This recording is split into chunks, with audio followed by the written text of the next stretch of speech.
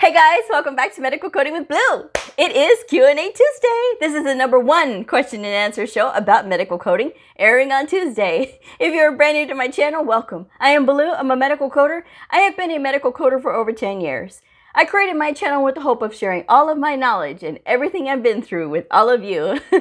So if you want more of this content, I hope that you'll hit that subscribe button, like, and share. All right, so let's get into it. A huge shout out to everybody who submitted a question. Thank you so much. If you want your question answered for next week's Q&A Tuesday, be sure to comment below or shoot me an email. Okay, so let's get started.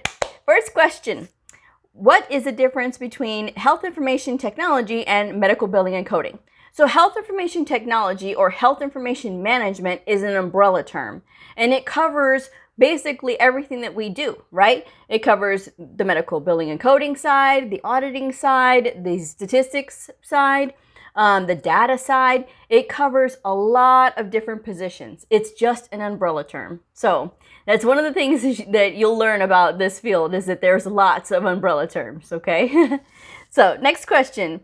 If a school is accredited by ABHES, will it be hard to get a coding job? So before I answer this one, I will say this. Employers are looking for credentialed medical coders, either with the American Health Information Management Association, or AHIMA, or AAPC, the American Academy of Professional Coders, one of the two, all right? Now this ABHES is the Accrediting Bureau of Health Education Schools. So when I looked this up, it was talking a lot about like medical assistants and lab techs and things like that. So I'm thinking when they get their certifications that they have to go through like a testing process, right? And that's their accrediting bureau that it needs to be approved through. With us on the health information side, right? We are looking for, if you are wanting to take the RHIA, if you're going through a bachelor's degree program, or the RHIT, the Registered Health Information Technician, if you're going through the Associate's program, it needs to be approved. The program that you go through has to be approved by the Commission on Accreditation for Health Informatics and Information Management in order for you to be able to sit for the RHIA or the RHIT AHIMA designations. Okay, so if that makes sense. Because there's lots of college programs out there, but not all of them are accredited. So please make sure, I'm going to leave the link for the Commission on Accreditation for Health Informatics and Information Management. I will leave that down in the description box below. So choose carefully the program that you are going into, okay? And always ask, what is this program preparing me for? And what certifications or designations am I going to be able to sit for? And always do your due diligence and make sure that you check, okay? Just double check. Never hurts, all right? Next question. I had originally planned on getting the CPC and using that to get a job. However, in June, the AAPC offered the opportunity for free training to get either the CPB, which is a Certified Professional Biller, the COC, which is a Certified Outpatient Coder, or the CIC, the Certified Inpatient Coder, if you already had the CPC, the Certified Professional Coder. I am currently taking advantage of that and going for the CPB, since the opportunity for free training doesn't come around very often, and I can use that knowledge gained in that course to get a billing job that would hopefully lead to a coding job. Could that be beneficial to employers that I am taking advantage of free training opportunity, even though I am still looking for my first coding job? So when it comes down to it, employers are not really it's not going to matter to them that you have more than one credential. What matters is your experience. That's what they're going to be looking for first, unless you find a entry-level position that doesn't require experience, okay? They're looking for experience. When you have multiple credentials after your name, they're going to be looking at you to have experience behind all of those credentials, okay? Now, in this situation, personally, I would have picked the CIC, which is a Certified Inpatient Coder, because to know these credentials and to really understand what they are, to maximize this offer, the CPB is a great credential. It's a Certified Professional Biller. But if you have your own business, because if you are working as a biller, you don't have to be certified, okay? And the CPC says that you can code in the outpatient setting. So I wouldn't have picked the COC, okay? Because the CPC already says that, right? So the CIC is saying that you can code on the inpatient side. Now, this is something completely different from the CPC. So if you have these two, well, then you can apply for inpatient positions as well as the outpatient side, okay? Because you have these two credentials, right? So really understand what's happening with all these other credentials. And like I said, if you want to take the CPP, it's totally fine, but that's a credential that, I mean, it's going to rarely be used, because even when I'm looking for billing positions, I don't see them asking for a billing credential. Usually they're just looking for experience, or sometimes they're just looking for people that are brand new, okay, with no other certifications or anything, okay? So that is something to be aware of when you are tacking on extra credentials. And keep in mind, when you are tacking on extra credentials, you need to be able to support those with continuing education units. And it's going to depend on which association you are with, because both associations have different amounts in order to support the credential that you have. So be sure to look carefully when you are taking advantage of these offers like that, okay? But that was a really good deal that they put out. AAPC, I got to give it to them. They really do put out some really good deals when it comes to those things. So I'm just saying. Next question. In addition to the flashcard, should I invest in additional textbooks other than the ones that we need to bring to the exam with us? For example, I am taking the CPC exam, the CCSP, which is a Certified Coding Specialist Physician-based, okay? I was just reading about the CPC. And I planned on purchasing specific textbooks until I realized that there were 3 required to take the exam. So yes, you do have your required exam books that you do need to have with you. And that list is on the AHIMA website, ahima.org. And as far as like additional books to like prep, you can get the CCSP prep book. You can get a prep book for any certification exam, okay? I do recommend getting like a book that has, it's a workbook that has answers, and I'm going to be leaving a link down in the description box below for the one that I recommend, okay? So I would recommend those kinds of things, but just to give yourself some practice, okay? Other than that, I mean, flashcards is great, writing them out is great, anatomy, looking at different anatomy books is also great. Coloring books, I'm going to leave a link for a coloring book that I recommend down in the description box below, because I think coloring books actually do help you when you're trying to learn anatomy. Okay, so next question. How many questions can I get correct on the CCA exam in order to pass? I know the passing score is 300, but I'm unsure how many questions I need to answer correctly in order to pass. So my advice to you is this: when you are going for these exams, whether it's the CCA or any of them, right? Don't concentrate on a specific number that you have to get correct, okay? You need to concentrate on the fact that you know the material. When you know the material, it's going to lessen that anxiety a lot, because it's going to be natural to you, instead of, oh gosh, I can't get more than 5 wrong, or I can't get more than 10 wrong, or I can't get more than 15 wrong. Whatever the amount is, okay?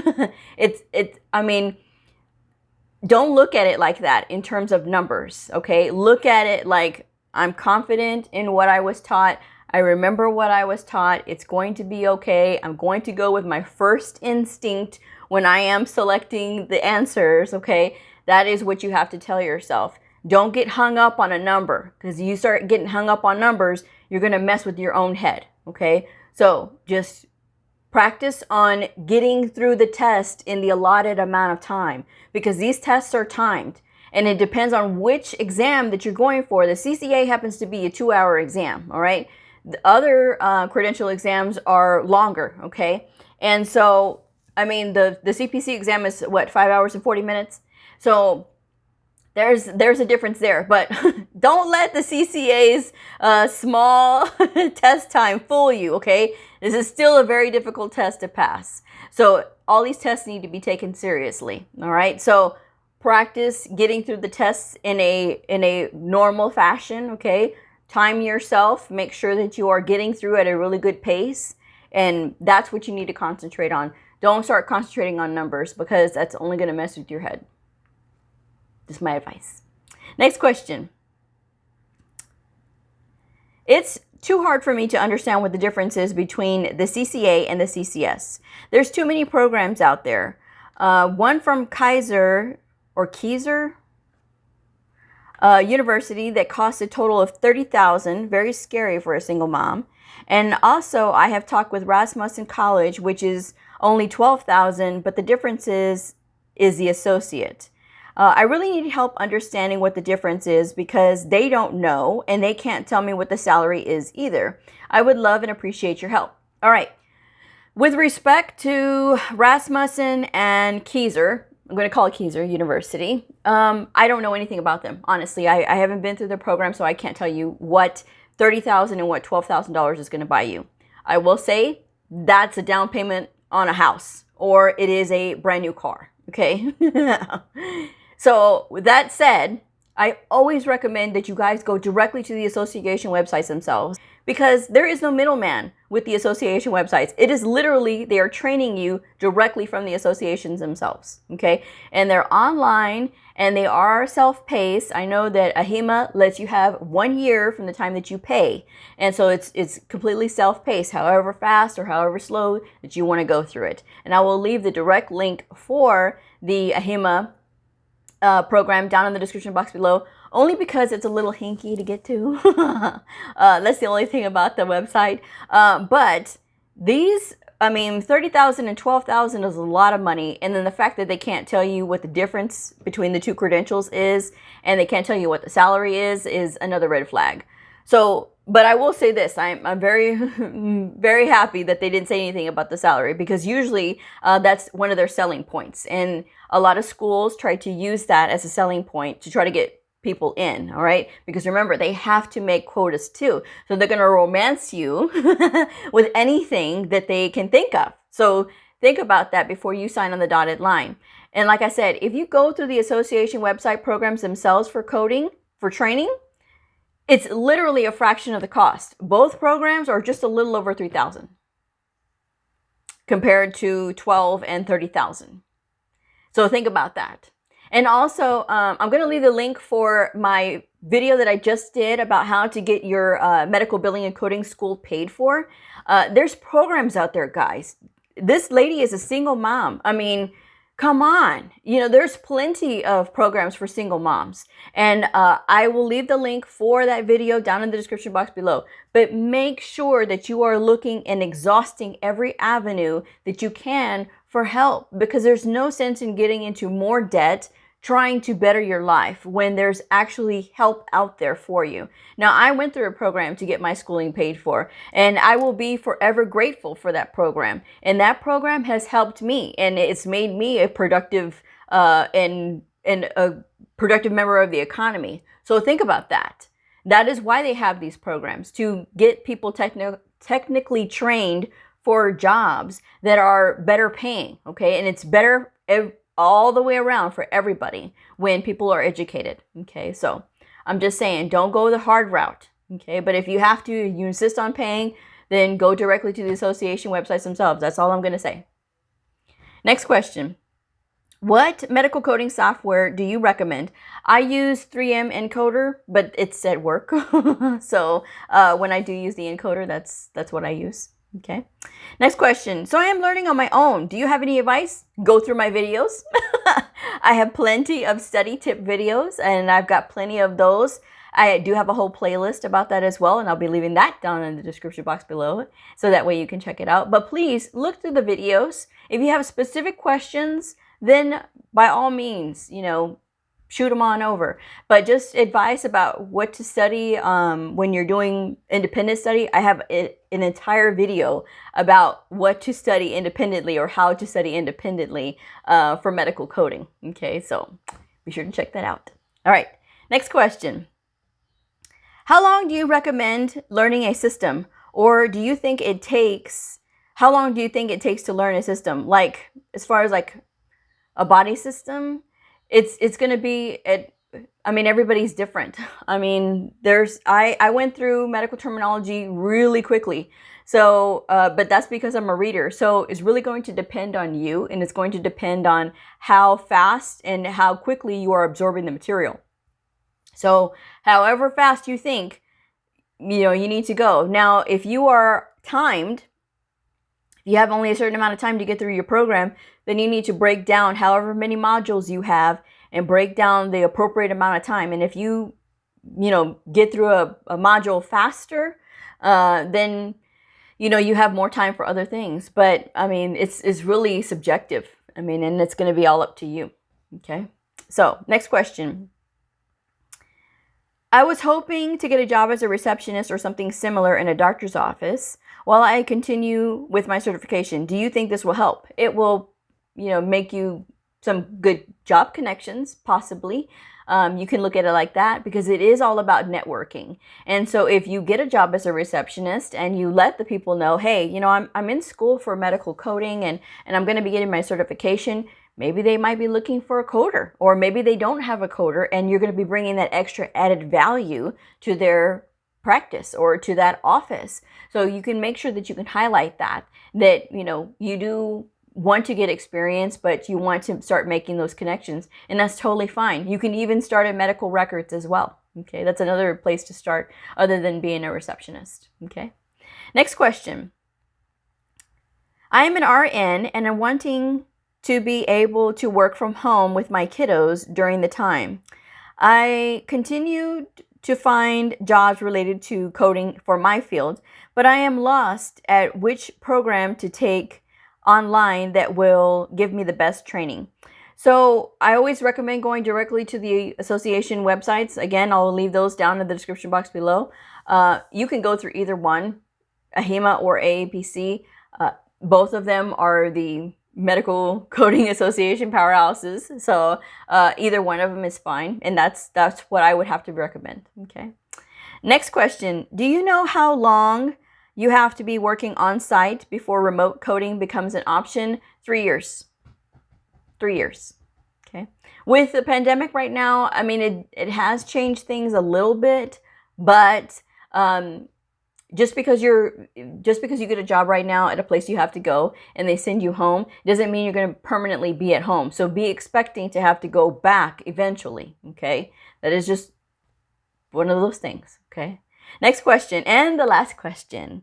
Is your Patreon designed for coding students, or is it for somebody that is already in the field?